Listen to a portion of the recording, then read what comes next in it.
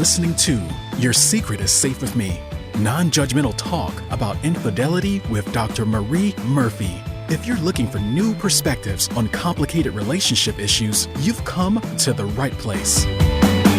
Days go by, they're crawling by.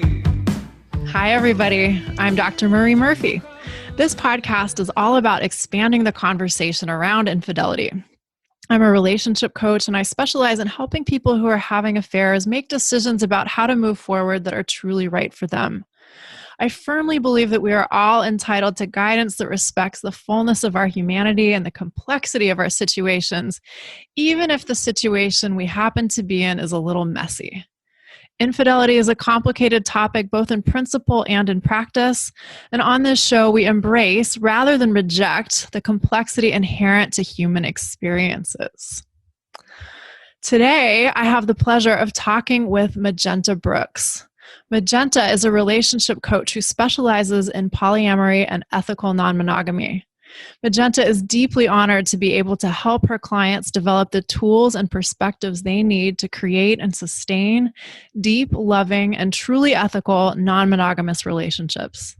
Magenta has been giving talks about consent, boundaries, communication, kink, and polyamory for over 20 years. She loves speaking to larger groups as much as she loves coaching her clients one-on-one. Magenta herself is polyamorous, pansexual, and a mother of two. She is passionate about healthy, clear communication and helping people find the relationship configurations that allow them to love fully and authentically. You can learn more about Magenta's coaching practice by checking out her website, which is polycoach.org. Now, as you might have guessed, in today's episode, we're going to talk about polyamory. But first, here's our sponsorship message. This podcast is brought to you by Marie Murphy, PhD. That's me. I provide shame-free, blame-free, non-judgmental relationship coaching. You can talk to me about the things that seem too messy or weird or stigmatized to share with your best friend or your spouse or even your therapist, including but not limited to matters related to infidelity. To learn more about my work, go to mariemurphyphd.com. Welcome, Magenta. It is great to have you here. Thank you so much for having me on. It's a pleasure. Now, let's get a few things clear first. Let's put some definitions on the table. What is ethical non-monogamy? What is polyamory? So ethical non-monogamy is kind of an umbrella term for relationships that involve more than one romantic or sexual partner. So that can involve, polyamory. It can involve swinging, anything that, just doesn't involve monogamy. But the intrinsic part of it is that it is ethical. So everyone involved knows what's going on, and they are acting with fully informed consent. Yeah, that's so important to clear up. This actually happens with some regularity. Somebody the other day, though, asked me, isn't infidelity the same thing as polyamory? And I was surprised by the question, but it just points to the fact that some people don't know what these things mean. It's true. There are a lot of people also, there are people who use the term polyamory to excuse bad behavior. So there are a lot of people whose first exposure to a quote unquote poly person is someone who is behaving unethically, somebody who is cheating. And so they think that the two are one and the same, and it's just not. And one thing I was going to say is that the difference, so specifically polyamory, as sort of a subset of ethical non-monogamy, polyamory involves the potential for deep, loving, long-term committed relationships.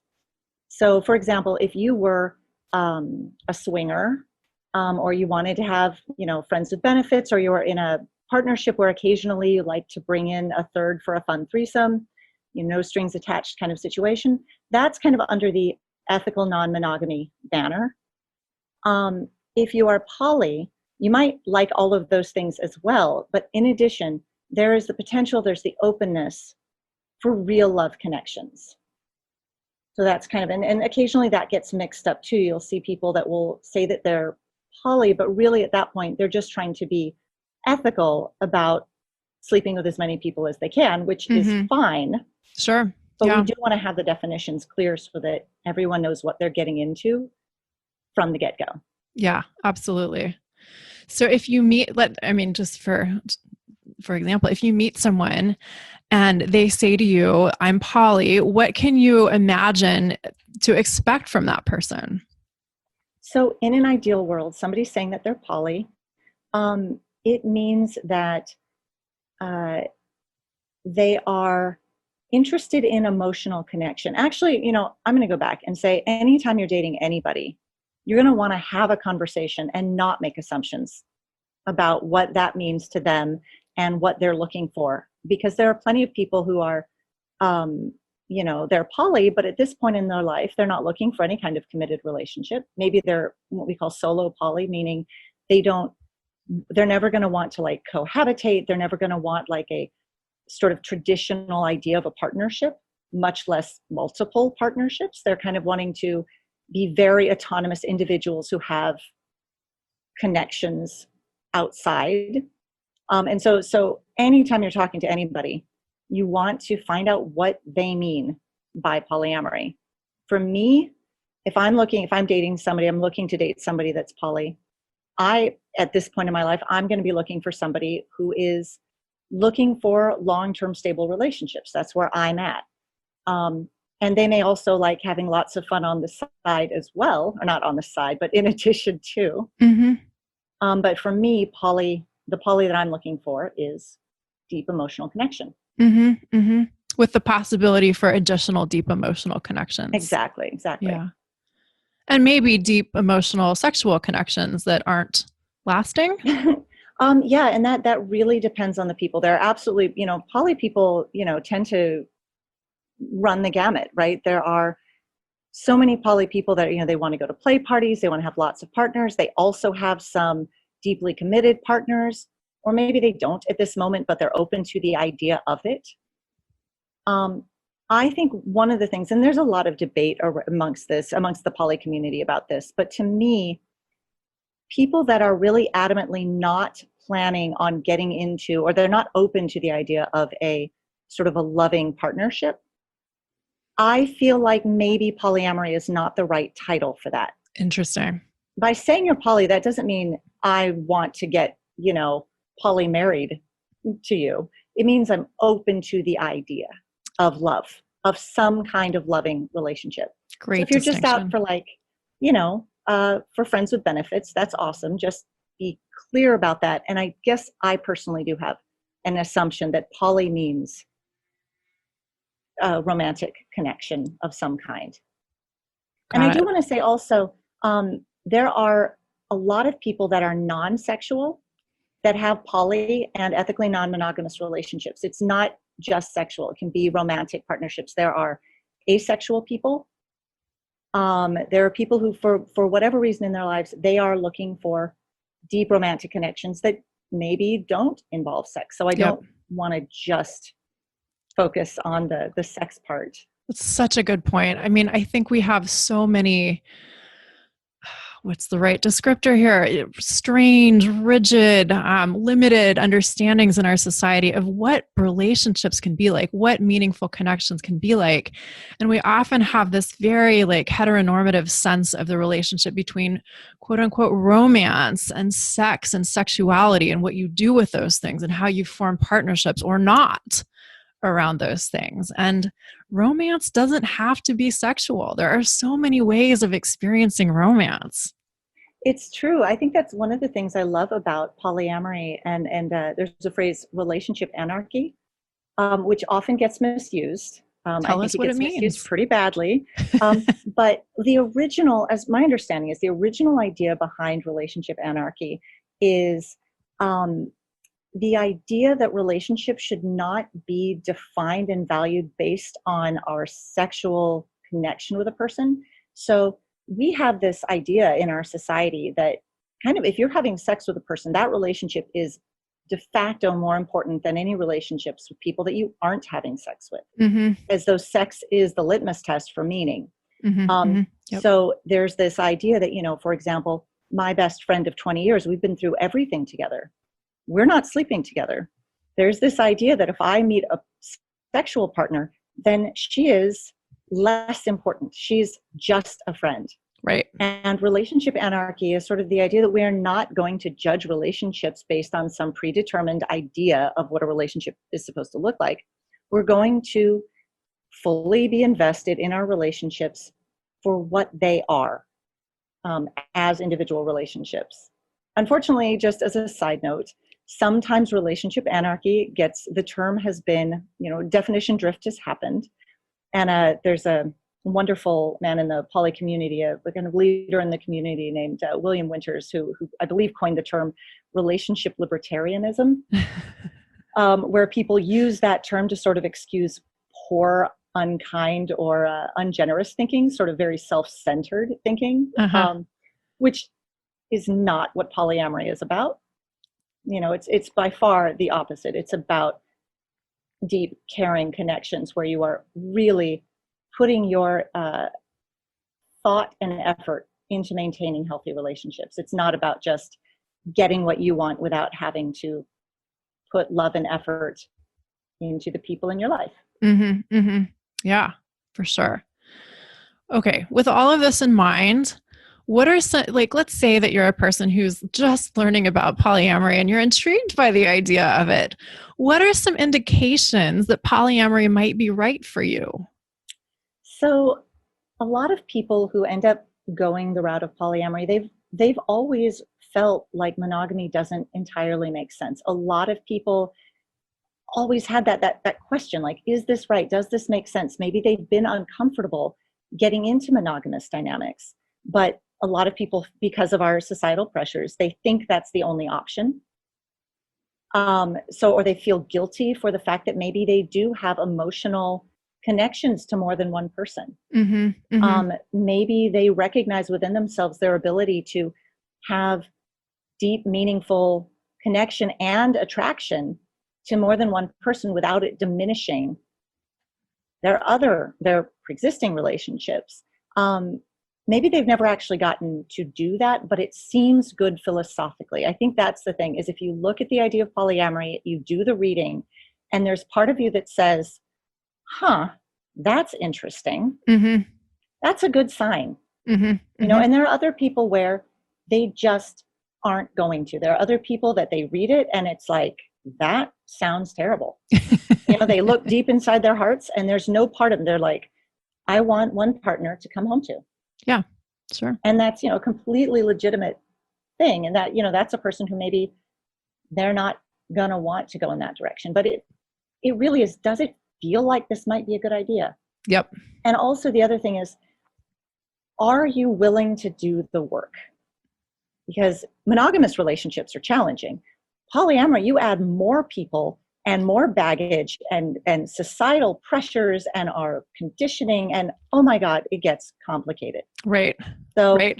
You have to be somebody who likes doing that personal work, that wants to communicate deeply and honestly, and is willing to grow, because I guarantee you polyamory will trigger aspects of your personality, of your childhood trauma, all that stuff. It will get triggered in ways you do not expect. Yep. And you have to be a person I think it helps to be a person who sees that as a wonderful challenge, a wonderful chance for growth. Because if you really want things to just be easy and simple and not complicated, this is not the path. Yeah, I love that you're pointing this out, because maybe you hear this all the time too. Sometimes people say to me, well, monogamy is just stupid. We should all be polyamorous. That's the natural state of affairs. And I usually think to myself, well, you probably haven't done this yourself, at least not for any sustained period of time.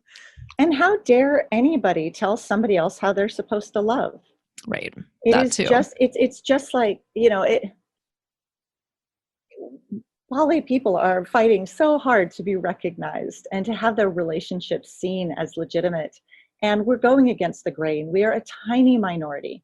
And yes, I do believe that once polyamory becomes more normalized, it will be a larger minority. Mm-hmm, mm-hmm. But to tell somebody what they are supposed to want in their relationship is antithetical to the idea of autonomy, of emotional autonomy. It's not about saying, I want this, so you have to want it too. Or I am emotionally superior because I have a philosophy that, you know, that right there, as soon as somebody goes that direction, I think they are wrong. Yeah, for sure. It's a red flag of sorts, isn't it? So here's a question. I mean, with all of that in mind, what are some indications that polyamory might not be the right fit for you or might not be the answer to all of your problems? So if you're thinking it will be the answer to your problems, it That's can the be. problem. There are instances, but they are very much a minority of instances. There are instances when poly actually fixes a thing within monogamous relationships, but those instances, in my experience, are very specific, and there aren't many of them. In general, if your relationship is struggling, poly is not going to fix it. So we're just to make it really clear for everybody who's listening. So we're talking about if you are in an existing monogamous relationship and you think there's something wrong with that relationship, opening your relationship up to a poly relationship isn't going to fix your problems. Is that what you're saying? Yeah. In 99% of the instances, it will not fix your problem. But I was going to like couples trying to transition to polyamory, but actually just from individuals, if they should think about becoming poly, it really is, do you want to? Sure. Does it make your heart happy? Even if it makes your heart simultaneously terrified and nauseous, but curious, that's okay. Yeah. That is a fine place to experiment, to dip your toe in and see, is this something for me? But if you look down, one of the things I tell my clients, especially the ones who are not sure if they want to be poly, I kind of say, one of the exercises I ask them to do is I say, okay, close your eyes and pretend it's 5 years from now. And you're in a place where the stress is gone. I know it's hard to imagine, but you're in a place where the stress is gone and the transition is over and you're in good, healthy relationships and you've created the ideal polyamorous connection. When you picture that, do you feel happy? Do you feel like that is a goal that would be nice to, or do you feel like disappointed? There are people, when they look at their future, if it doesn't look like I have a mate and we have a house and we come home to each other every night and we have children and we stay together, just the two of us for the next 75 years, and that is really what brings their heart a sense of joy, I don't think there's a point to trying to force yourself into the poly mold. It's not your thing, and that's fine. And there are lots of people out there looking for the same thing that you are. Maybe the better way to ask the question I was thinking of is this.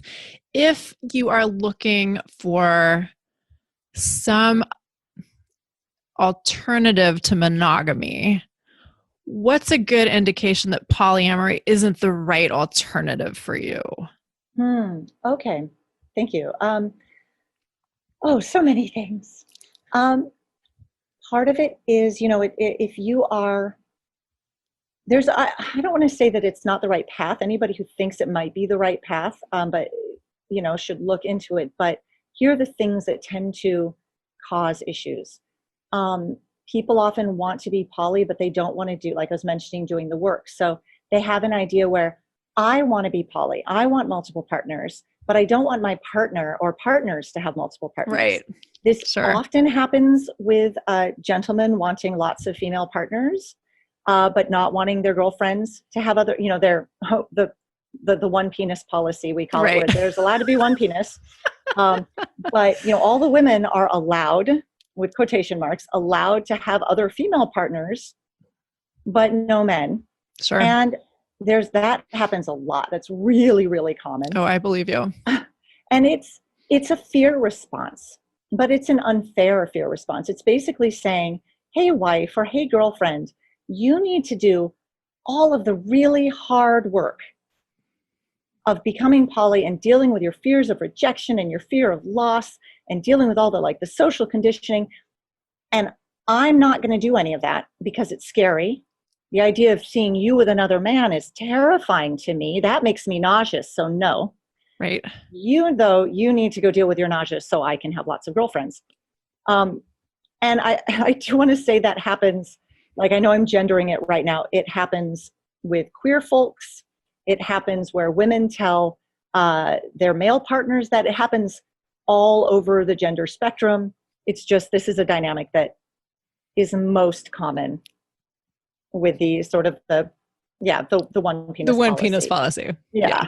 Yeah. And I'm not saying that's, lots of people start there and then they get better because they have to do the work. They have to sit there and think, okay, what am I actually looking at? Yeah. And so for those people, it's not that you shouldn't look into being poly. It's that you need to slow your roll, and you need to really think about what you're doing and do some research and figure out what and why you're doing what you want or what you're trying to do, and how to do it right so that you don't damage yourself and other people. Mm-hmm. Mm-hmm. I think, if, I think that's the big, it's the desire, the hypocrisy, the internal, like, I want this freedom, but I don't want other people to have this freedom. Yeah. That's just a sign that a lot more work needs to be done. Now, I do want to say that it's perfectly fine. It's completely normal if you think, like, pretty much almost everybody thinks, gosh, it'd be really awesome if I could have all that freedom, but I didn't have to ever feel in danger and all of my partners just wanted to be with me. And that dynamic does happen. It's out there. It's rare. It has to happen organically. It can't be really something that you go out hunting for. But it's okay if you think you want to be poly, but you're terrified. And that's something I want to say, and this comes up so much with my clients. They feel like because they're scared, they're terrified, they're angry, they're jealous, they have all number of difficult emotions. They think that means they are bad at poly, or poly can't work, they can't do it, it's not, they're not cut out for it because they're having difficult emotions. I love this point. And that's just not true. Yeah. Any emotions. Yeah. Exactly. Any relationship configuration is going to come with lots of discomfort. There's no way to avoid that. Yeah. It's just, you're human. And you're human trying to tackle something really difficult, often with very little social support, and a society that has told you since birth that this is a terrible idea and will leave you dying alone and sad. Right. It's going to be hard. And to touch on your point, I think that's really important to recognize too, or at least my interpretation is, there is no relationship dynamic that is safe. We have a myth of safety. Yeah. I mean, look at what you do for a living, right? You're talking to people who entered into monogamous relationships and then things didn't work. Monogamy isn't safer or more dangerous than polyamory. Monogamy gives us a framework that makes us feel safe. As long as everybody checks these boxes and behaves this way, we should be okay. But we're all human and complicated, and people aren't able to check all those boxes. Yeah. And even when people do and want to, it's still hard. I mean, even in monogamy, even if you're, committed to it and you're not like, gosh, I'm not really sure if this is the configuration I want, it's still hard and it still doesn't feel safe all the time. It's never, you don't get to press a magic button to remove the difficulty of being intimately involved with other humans. Yeah, people are scary. Yeah. We sure are. Yeah. Yeah. So tell us about how, let's say a couple comes to you who has been monogamous and are interested in transitioning to polyamory. What do you do to help them navigate this or begin this journey? So first, I encourage them to do some reading. I encourage them, there are some wonderful Facebook groups that they can join and ask questions and talk to people. And it's, just kind of trying to feel it out, ask questions, talk to people, get support network if you can. Trying to do this in a vacuum is really hard. I think that one of the things that I encourage my clients to do when they're in the process of transitioning is to really think about the value and the beauty of their existing relationship. I love that. Because there's this thing that happens with polyamory, with new relationship energy. It's the energy and excitement you get when you meet a new person, and it's so exciting. It's also based largely on anxiety, but it's very, very exciting. And one of the things that can happen when they're so excited to start being poly, they want to jump in, they dive in head first, and they jump right into new relationship energy excitement. And it ends up harming their existing relationship. It sidelines the existing relationship. And one of the dynamics you want to learn from the beginning is how to nurture and grow and care for whatever existing relationships you're already in before you extend yourself more. So I really like to encourage people to think about the value and the beauty and the glory of established relationship energy, and to actively put effort into developing and encouraging those little rituals and traditions of intimacy and love and connection in their daily interactions, and really just ramp that up. And I think everyone should, whether they're monogamous or poly. Hell yeah. It's a lesson to all of us. Because one of the things that happens, and I think I have a lot to say about societal standards, but we have a social standard that basically it's not real until you take each other for granted. I love that. Right. And, and so what happens is, you get together and then it's comfortable and it's easy, which is great. But we stop putting in the effort. We stop courting each other. And then it gets really hard if we are no longer courting each other and loving each other in those both emotional and physical nurturing ways and connecting with each other. It's going to be really hard to see your partner go out and connect that way with somebody else. And you feel like, well, what about us? Yeah. Well, one of the things polyamory can do is actually encourage people. It can remind them what it feels like to actively court somebody, and then they can court both. Sure. It's not choosing one or the other. It's not diminishing one to prove the other. It's adding two. I'm losing your audio. Uh-oh. Did I do that? Can you hear me? A little bit. Oh, no. Okay, I can hear you. Oh, good. A little bit. Good. So I apologize. Where was I? No problem. I was actually going to say that everything you just said applies to monogamous relationships just as equally.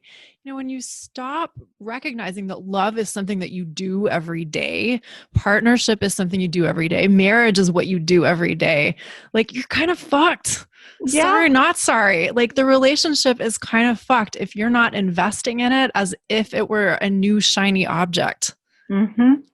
You're absolutely right. And then people get addicted to new relationship energy. They get so excited that they kind of bail on their existing relationships. And the thing is, you don't want to do that to any of your partners. So this is like a system you want to make sure that you like nix right at the beginning, so that, because you don't want to do that with subsequent partners either.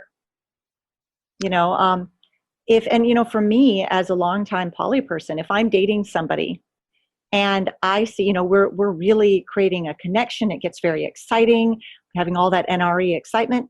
If I see that means that they are neglecting their other partnerships, or that they diminish the value of their other partnerships, or they kind of like talk down about it, or whatever, all these sort of, I think, very monogamous tendencies to try to build up one relationship on the back of another, I'm going to bail on that.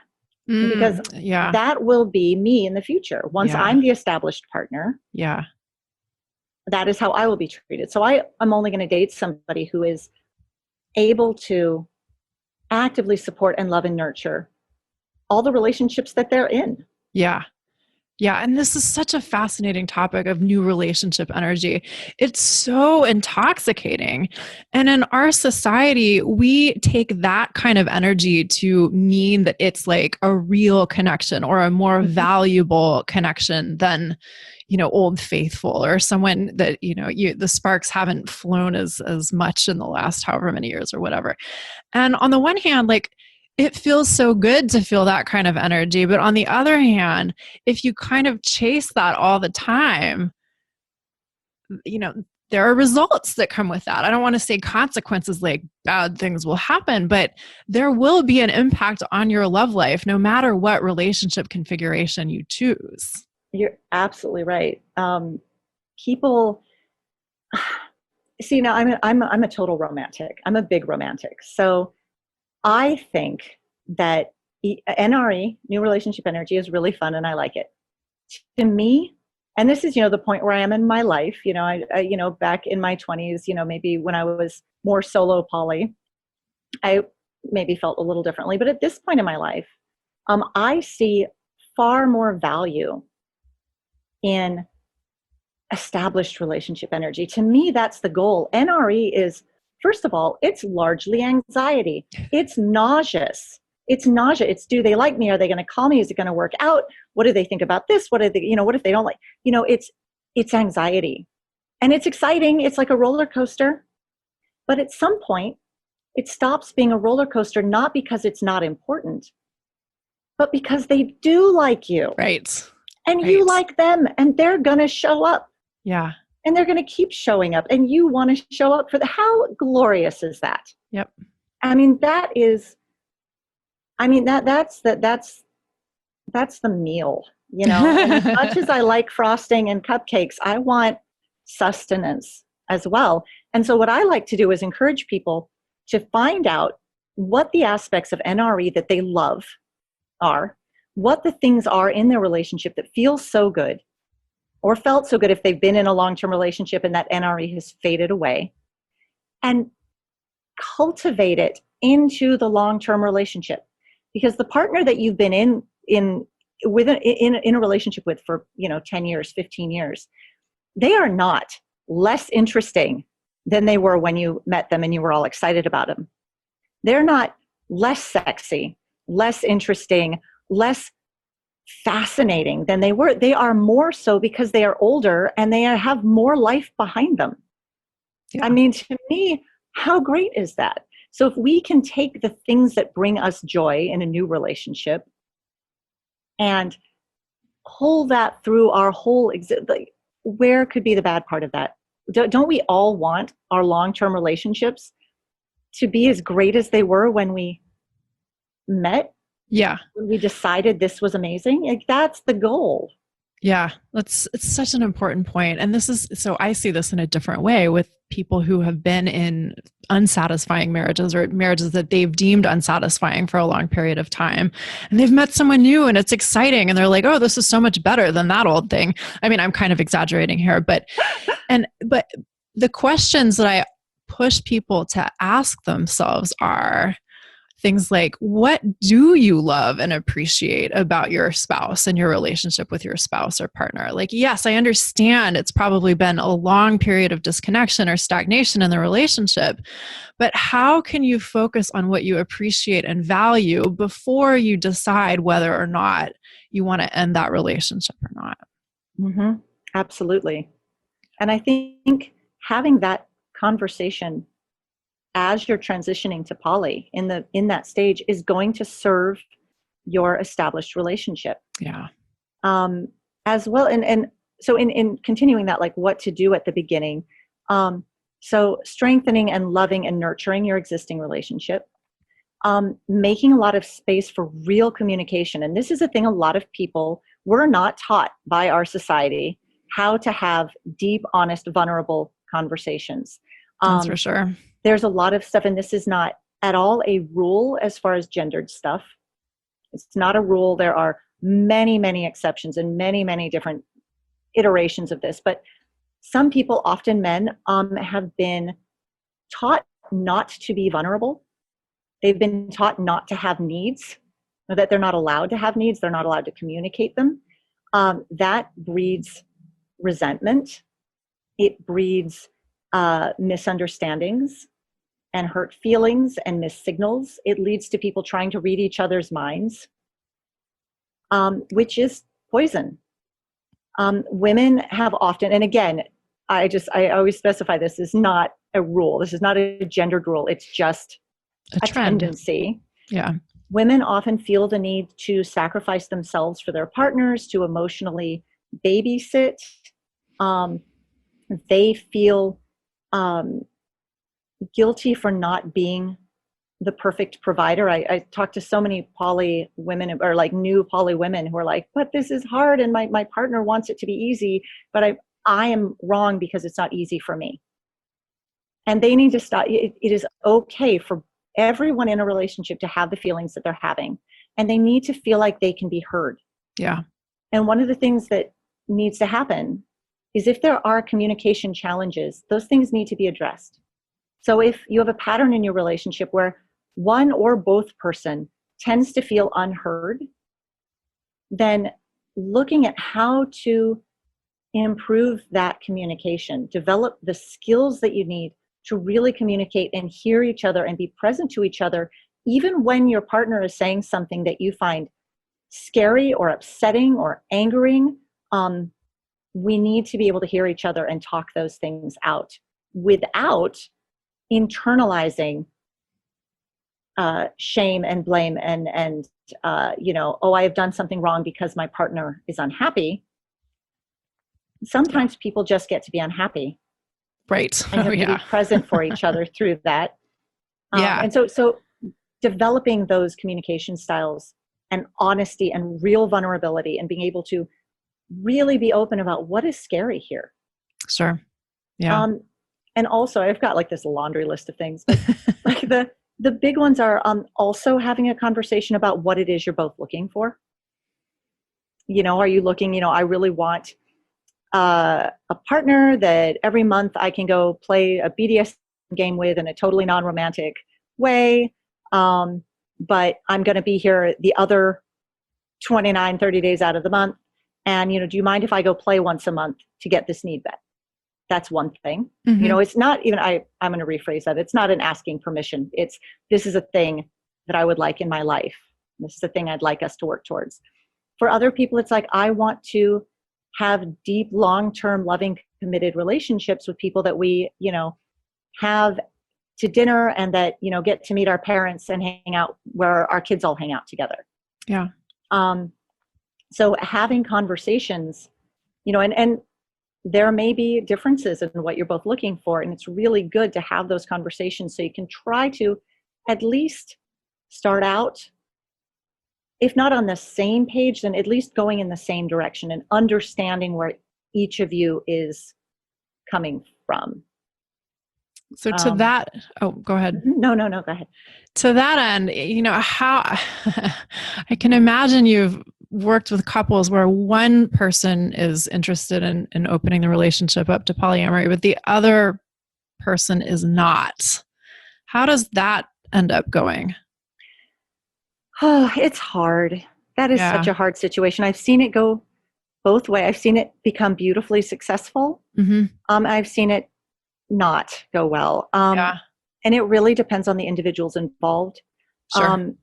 If one of the people is has always been curious, but it seems really scary, but maybe, that's a place to look at and experiment with potentially. But again, like I was saying earlier, if you look at it and really deep down, that you will never be happy with anything other than monogamy, or you look deep down and that you will never be happy with anything other than polyamory, then that means that you are no longer calibrated to each other. Yeah. And as a romantic, anybody that comes to me, my goal is to find the ways around. I think usually there are compromises, healthy compromises that don't leave anybody feeling devastated. Mm-hmm. That's my whole goal. I think often there are ways to work through these things in unexpected configurations that end up working. So that's always my goal. Cool. There's surprising ways to make that work. Yeah. But sometimes the directions you're going aren't the same. And it's the same as suddenly one person says, I know we moved to Utah together, but I fucking hate it in Utah. Yeah. Yeah. And I need to move to New York. Yeah.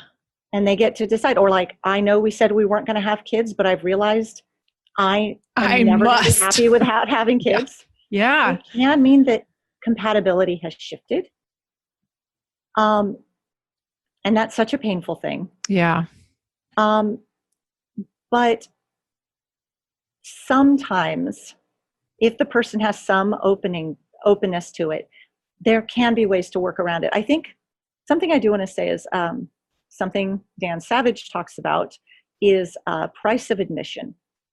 So each one of us has a price of admission, something that is so intrinsic to who we are that if you're going to be with us, that is just going to have to be okay. Right. And hopefully, we always hope we meet partners where our mutual prices of admission are something that we're all really happy to give. Super happy to pay that price of admission. I am in 100%. Sometimes that price of admission is hard. For example, like the kid thing. Yeah. You know, like I've had my children. I'm not going to have any more.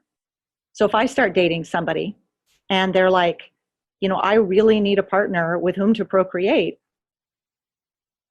that's their price of admission. Yep. And that is fine. That is an absolutely fine need. I cannot pay it. Sure. Yeah. Yeah. And so, but sometimes, you know, so if, for example, you know, I was talking to somebody recently where they were saying they really realized how good poly looked. It seemed like it made so much sense. It made sense philosophically. It resonated with them as human beings. It seemed right to them. But their partner was just absolutely cannot be happy in polyamory. And this person was like, what do? I think I am, you know, a capital P poly person. And I said, well, this is one of those moments where your partner's price of admission is monogamy. And you have to do the work to decide, can you pay that? Yeah. And pay it without resentment. Right. Choose to live in Utah. Yep. And not hate your partner for making you live in Utah. Yep. And you find the good in it. And maybe you can. Maybe you are intrinsically poly, but this relationship is so important to you, or feels so good in every other way that you're willing to not have that need met. Totally. Awesome. Yeah. Or, you know, and vice versa. But both people have to, I think, come to a place where it isn't hell. And the worst thing that happens is you get two people where their paths are absolutely diametrically opposed, and they just try to hold out so that in the hopes that the other person will cave eventually. Right. Yeah. Agree. And I don't think I've never seen that work. Yeah. I think sometimes we unfortunately have to make difficult decisions. And sometimes that difficult decision is we have to trust our partners to tell us the truth about what they need. So if our partners say, I can't do this, we cannot settle in our heads, well, I'll convince them. Right. I know my partner said they have to be poly, but I'll make them so happy, or we'll have this baby together and then they won't want to be poly anymore. Or, you know, I can wait them out because clearly this is a phase. Yep. Yep. Or, you know, on the other hand, you know, I know my partner says, I've heard this one before and it just always, it hurts. This is, you know, my wife says she's straight and she says she's monogamous, but I saw her looking at a girl a while back and I think she would really like to play around with women and we could have a triad and it would be great. And how do I convince her? Yeah. And you don't. Yeah. You believe what she says about herself. Yep. You believe what he says about themselves. Everybody solves. Adults. Everybody solves. We're all adults. Trust each other to make our own correct decisions for each other, even if that fucking hurts. Yep, exactly. And I mean, here's the thing. There's no way around the fucking hurts part. Like there's just no getting around it. But when we are honest with ourselves and honest with the people that we're involved with, the pain is a cleaner pain. And it's usually, you know, not like the forever and ever, it's going to ruin your life and everything else pain. It's the like pain that comes with the joy of living, as painful as it may be. Yes, and living authentically. And I think that's one of the whole points of polyamory is living authentically and connecting authentically. Something that, man, I'm just like paraphrasing all sorts of people right now, but a little bit back to Dan Savage, something that really resonated to me like a decade ago, and I use this constantly, is this idea that a relationship is a failure if it doesn't end in death. Yeah. So, we have this idea that, unless we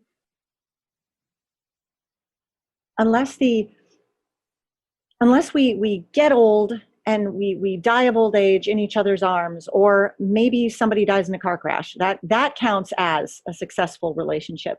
But a relationship that lasted for 20 years and was wonderful and beautiful and healthy and glorious, but eventually the two people grew in different directions, that's a failure. Right. Right. No, it's not. It was an Right. absolute success, and then things shifted. And Yeah. if we can manage that transition, we can't always, but if we can manage that transition while still caring for each other, Yeah. without damaging each other, then so much the better. Yeah, absolutely. One last question for you here. When you've worked with couples that were ostensibly monogamous, but one person stepped outside of the relationship, i.e., cheated, even though that's a very loaded word, and they come to you and say, hey, this is what's happened. We want to explore polyamory. What do you say to that? And how does that go? It's going to be hard. Yeah. Because one of the requirements for polyamory is deep trust. Because, just from a purely physical standpoint, if we are trusting our partners to use condoms, Yeah. we are literally trusting our partners with our lives. Yeah. Yeah. Just from, and emotionally, we need to, it's just, if you think that you might be going in that direction, if you can have the poly conversation before you cheat, even if you know that's where you need to go, sometimes people cheat as a way to make a change in their relationship. They cheat as a way to I've done it now, so we're gonna have to deal with stuff. It's the wrong direction. If you've already done it, so be it. Then there's, some amount of, cleanup that has to be done. And it can be done, but it's much harder at that point. Yeah. One of the things that has to be recognized is that trust has been violated. That is going to take effort and time to rebuild. Yeah. The other person, the person who was cheated on, is going to need a lot of understanding and a lot of patience. And it may never work. But I think one of the best things that can happen with this is real honesty and real vulnerability, and taking full ownership without making excuses for your bad behavior with your partner. So sometimes what I see is people say, well, I cheated because you did this, this, and that, and I felt so bad because of this thing you did and this thing you said. You haven't wanted to have sex with me, so I went and did this thing. And that's casting blame. And maybe those things are true. Maybe that person did do things that made you feel unsatisfied and frustrated and pressured, but the cheating is still your responsibility. Oh, you yeah. can't blame the other person for you having made a poor decision. So you can say, I fucked up. I was scared and frustrated and I didn't know what to do, and I made a terrible decision because the way we have structured our relationship isn't working for me anymore. And I needed to change it, and I blew it. And I understand that you're upset, and I understand that you're mad and that you feel betrayed. And I want to be there for you and be present for that. But I also understand that the way we have our relationship structured isn't working for me anymore. And I want us to do this better going forward. I want to do this ethically and with integrity and openly. And I want to do it with your input and your consent. Mm-hmm. And I hope that you can trust me.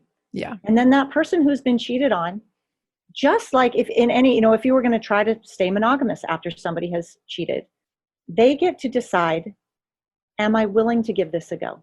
Yeah, absolutely. And once the processing has happened, and this is hard, and they need to process as long as they need to process, but there is a point too, and this is extra hard. I hate it's kind of hard to even say this, when a person has been betrayed, at some point they get to decide, am I giving this person a second chance? Yeah. Oh, yeah. Or are we not? Oh, yeah. And if you're going to, you have to take that dive and decide, if you decide to trust them, you have to trust them, which means you can't live in a state of betrayal. Right. Yep. And you have to be able to go, okay, well, that was a fuck up. Don't ever do that again. Yeah. And if they do it again, then leave. Yep. Because Exactly. they're not reliable. Exactly. But if they fuck up once and you think, I understand why, I understand what happened, and I trust that this person isn't going to do that again, and then beautiful things can happen when we forgive each other. Oh, yeah.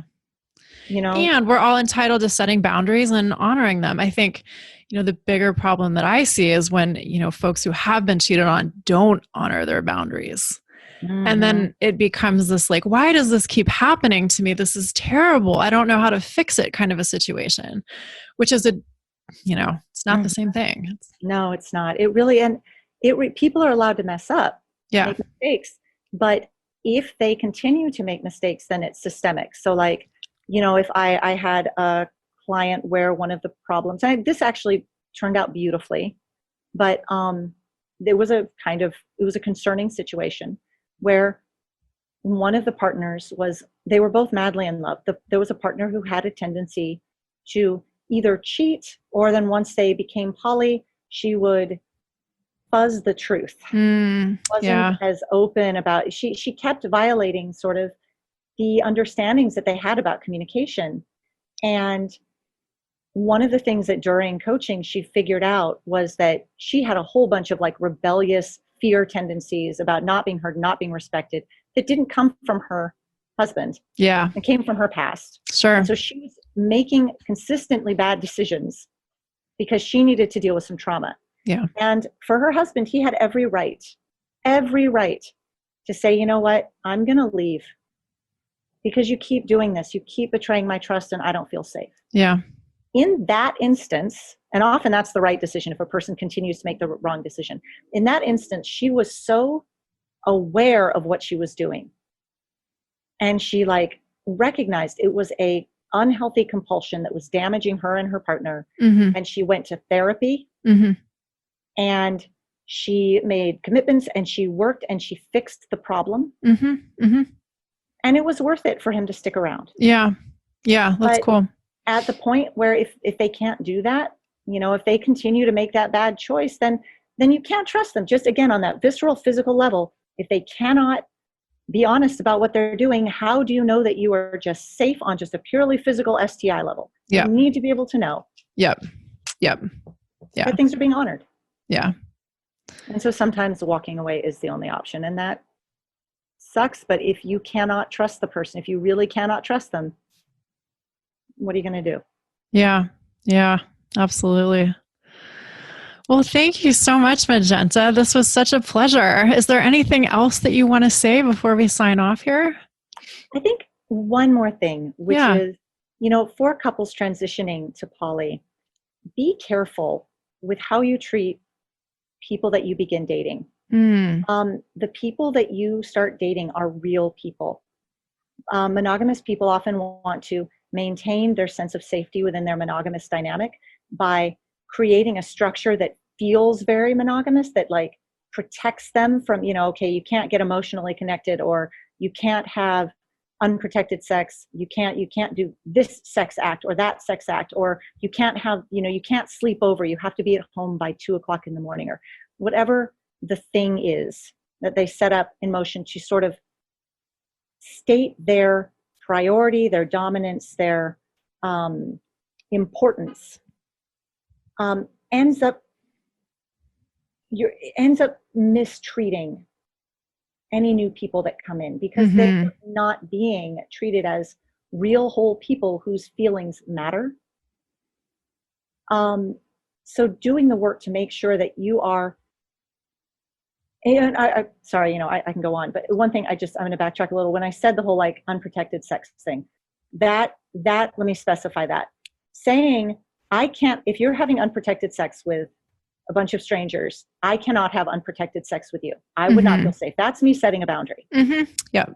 If my partner comes to me and says, hey, I've been dating this one person for 2 years, they are only sleeping with their partner. It's limited, it's finite, there's nobody else. It is a closed circle, and we've all been tested, and we all trust each other. I would like to be able to start having unprotected sex.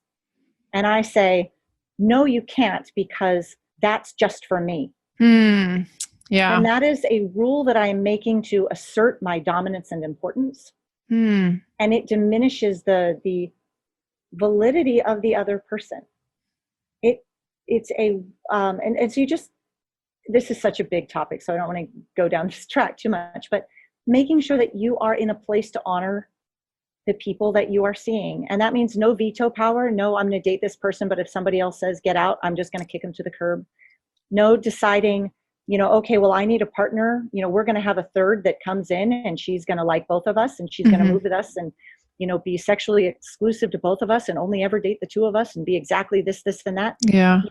When you prescribe what a person has to be to fit into your puzzle, you head into a place where people begin to be treated abusively and in a damaging way, and it's hurtful. And so doing that work and really figuring out before you jump in how to do this in a healthy way so you can minimize the standard pitfalls, minimize the damage. Yeah. And go in, and you're going to screw up. Everybody's going to screw up, but you can screw up in new ways rather than avoidable, preventable ways. Yeah. Avoid the most unconscious of the pitfalls, for sure. Wonderful. Well, thank you, Magenta. Tell everyone again where they can find you if they want to learn more about you and your work. Thank you so much. So you can find me on Facebook at Polyamory Coaching with Magenta, or polycoach.org. And my website, polycoach.org, has a lot more information about my philosophies and the way I work. So if you want to learn more, that's a good place to start. I also just will say I do offer a free 30-minute introductory call. So if you have a couple of questions, you want to talk something through, you can set up an appointment and we can just have a chat. Awesome. Thanks, Magenta. Have a great day. Thank you so much for having me. This was wonderful. Awesome. The pleasure was mine and our listeners too. Bye-bye. Thanks for listening to Your Secret is Safe with Me with Dr. Marie Murphy. Make sure to click subscribe to get updates on our latest episodes.